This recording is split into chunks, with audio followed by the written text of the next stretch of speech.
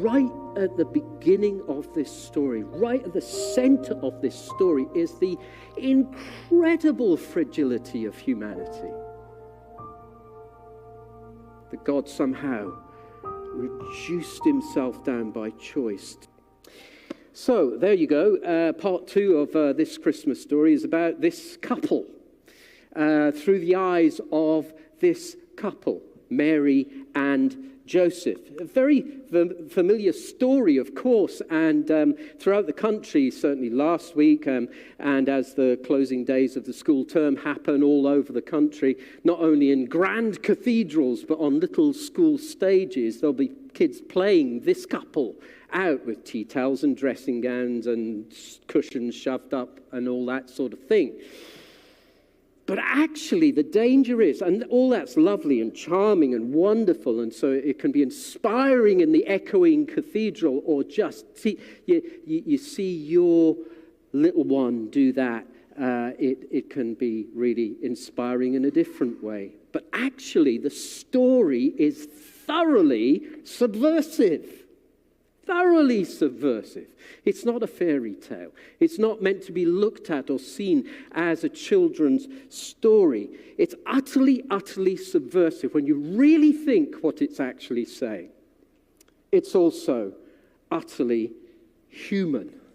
That's the thing that rings loud and clear. And some of us, and I wanted to read it in this kind of more modern version, because it doesn't tidy away the kind of nitty-gritty of how babies are made, and what usually happens, and what one might think if it didn't happen the way that it usually happens, and so on and so forth. There's utter humanity involved in this story. Yes, it's, of course, the prologue to the arrival of the Savior of the world, but it's thoroughly, thoroughly down to earth. I wonder if you got a little bit of that.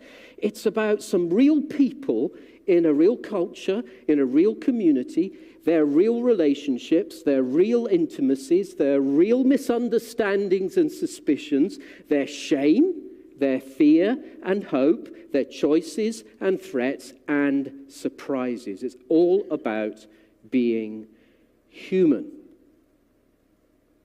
And this morning I'm going to come to a question. I'm going to send you away with a question. But before we get to that question, we'll get to it in a few moments' time, but before that, I want us to really see this thing that I'm trying to set up as the filter, the way, the eyes, if you like, to see it. Because this story, God's story, actually not just the Christmas story, but much of God's story is seen through the eyes of humanity. Real, flesh, blood, living, breathing humanity. And this particular story that's really familiar to us, the Christmas story, highlights, in terms of humanity, the worst of it as the genocidal maniac tries to do his worst. Of course, Herod. It highlights not only the worst, but it highlights the fragility of the whole of human experience through the kind of microscope that this couple in the story are put under. So there's the worst of it, of humanity, the fragility of humanity, but there's also the best, the most wonderful aspects of humanity as a baby is born, a baby boy, born, as we know, as lovers of Jesus, born to be the first fruits of what? The first fruits of a new humanity. That's what the gospel says. Our resurrected and mended new humanity. My family's expecting one of those at long last. Come on. And we even know what flavor, but I'm not allowed to say. But there's something about that. For those who have the privilege, and it is an utter privilege to have that experience. Not everyone has it. And that can cause heartache and pain in and of itself. That is utterly, utterly, gut-wrenchingly human. But right at the beginning of this story, right at the center of this story, is the incredible fragility of humanity. That God somehow reduced himself down by choice to a baby that needs to be fed, needs to be cleaned up, needs to be kept warm, needs to be protected. Otherwise, it will die. He will die.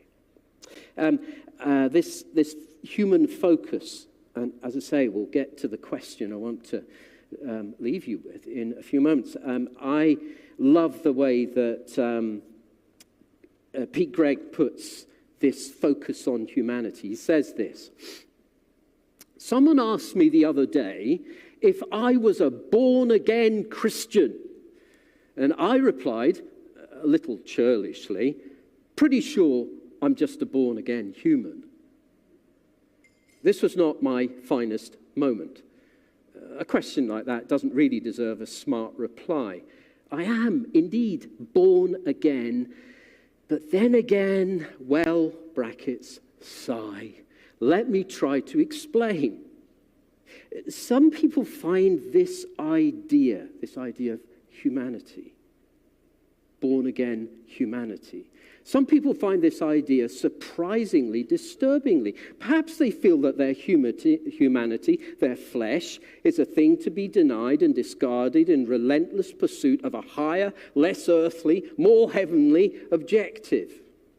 That's Greek thinking, not Hebrew, Platonic, not biblical.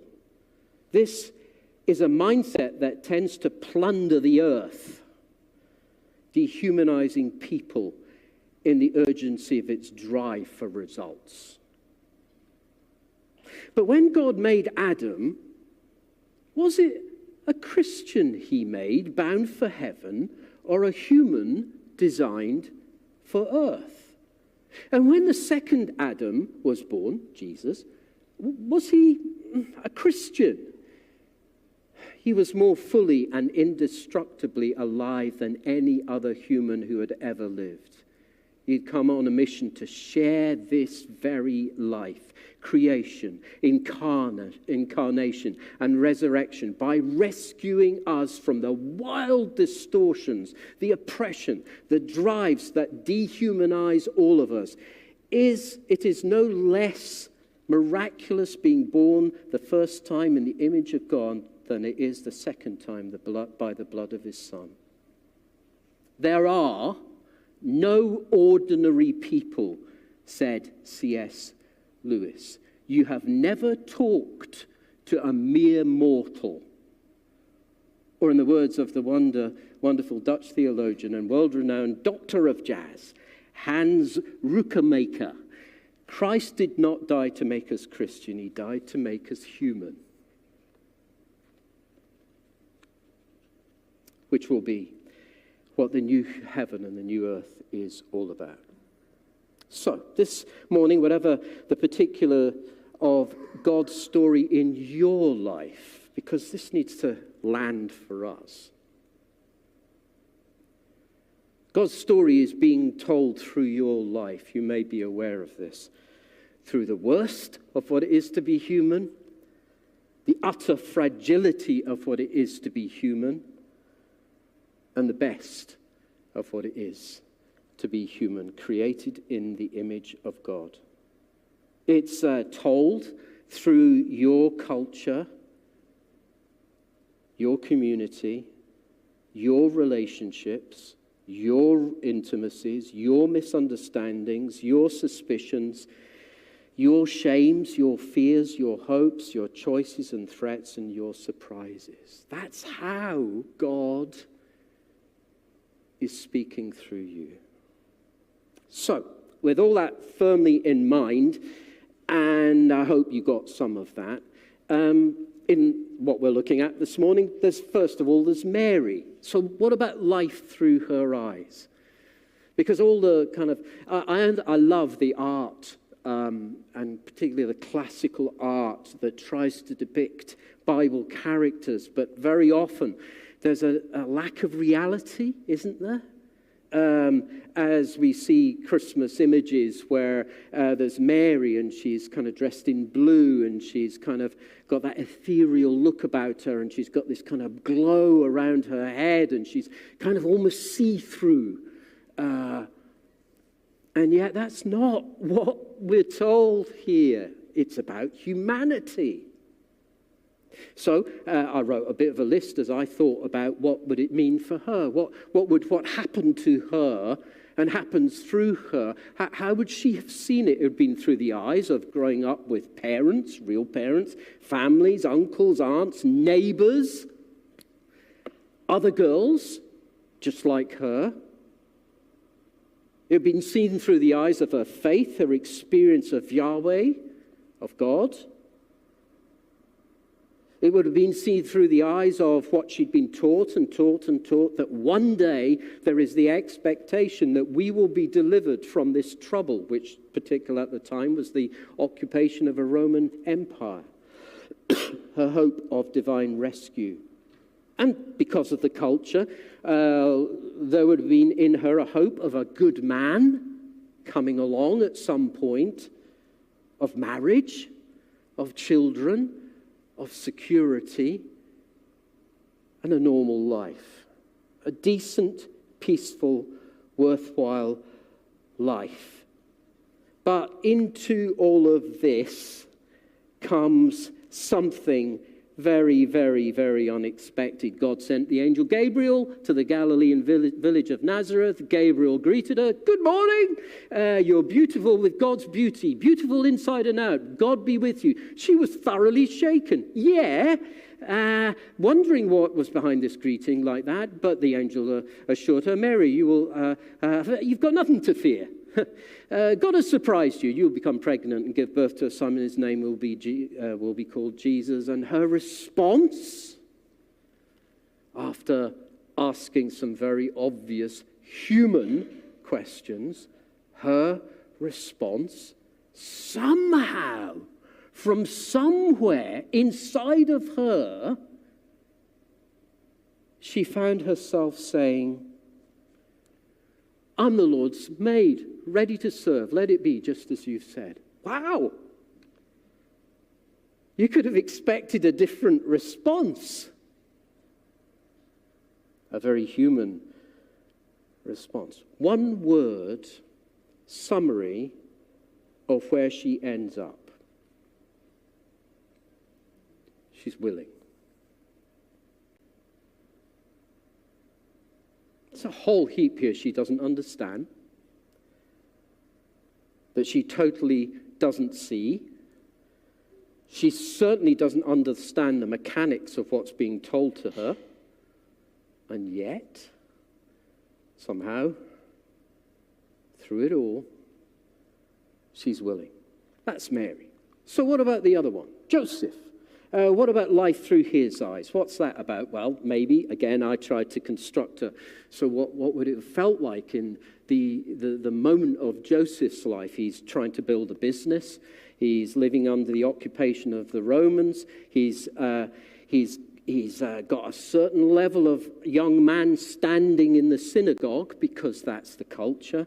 He's devoted to Yahweh, his God. He is building relationships with his friends, his family, his customers. He has plans for the future, just like every young man of his age. He wants a family. He wants someone to follow on from him. He wants someone to be Bar Joseph in the future to carry on the family business and the family name. But now there's this moment where it all seems to be coming together, and he goes for a walk with Mary, his intended, and she seems troubled. And eventually she stutters it out, Joseph, I'm pregnant. Don't worry though, because this angel came along. And this is what he said to me. He said, Mary, it's not the usual sort of thing with men and all that messy business. It's from God. You are pregnant. Zoom. And Joseph's standing there going, what? Well, he would, wouldn't he? Come on. What would he have thought? And she said, no, honestly, I promise you, I didn't. I wouldn't. I love you. And Joseph is standing there going, how am I going to get out of this? I'm heartbroken. This doesn't make sense. Okay, despite what you've done, Mary, I'm going to just try and deal with this so that we can keep it all quiet for your sake and for mine, to be honest. So let's just part company and we'll see what happens. For a week, he couldn't face going into the workshop. Everything seemed rubbish. Yet about a month later, this happens. While he was trying to figure a way out, he had a dream. God's angel spoke in the dream. Joseph, son of David, don't hesitate to get married to Mary. Her pregnancy is spirit conceived. It is. Then Joseph woke up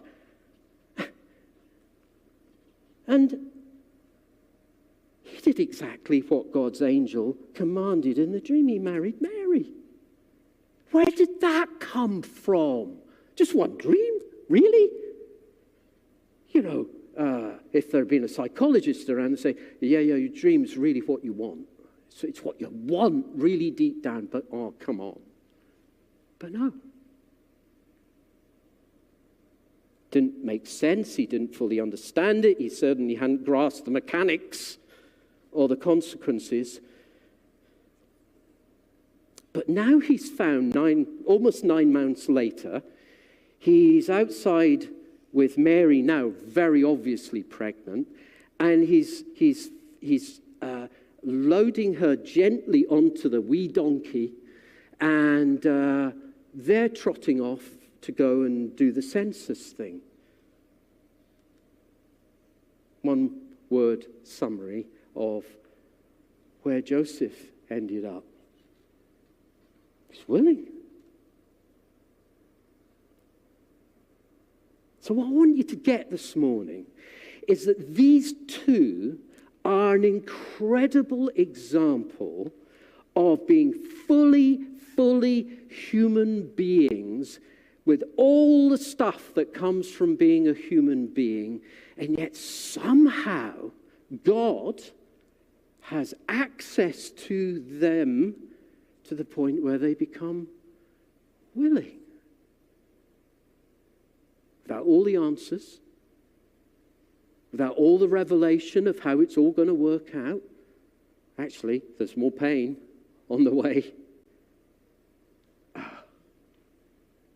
Despite the whole of the community saying, oh, okay, we know what happened here. Yeah. Angels, yeah, right. Yeah, okay. And now they're going off. Yeah. Shame on you. Despite all that, they were willing. Here's the question then, and then I'm going to pray. There it is. Are you?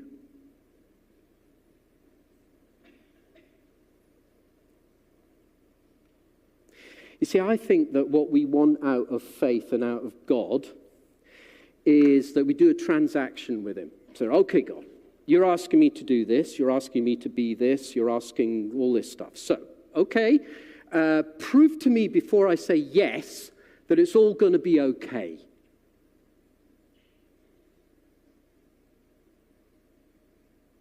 Don't we? And yet the story this morning is, How far are we willing? With all the stuff, and let me go through the list again, of your real culture, community, relationships, intimacies, misunderstandings, suspicions, shames, fears and hopes, choices, threats, surprises, all of that real stuff of your life, and you're trying to believe in God and you feel like God is asking you to do this or that or the other thing or remain faithful or whatever it might be. Are you willing? What is God putting before you? What is the big question at the moment in terms of faith jump for you at the moment? Are you willing? Are you willing to believe even though you don't know? I mean, don't know anything really as to how it's all going to work out. You willing? That's faith.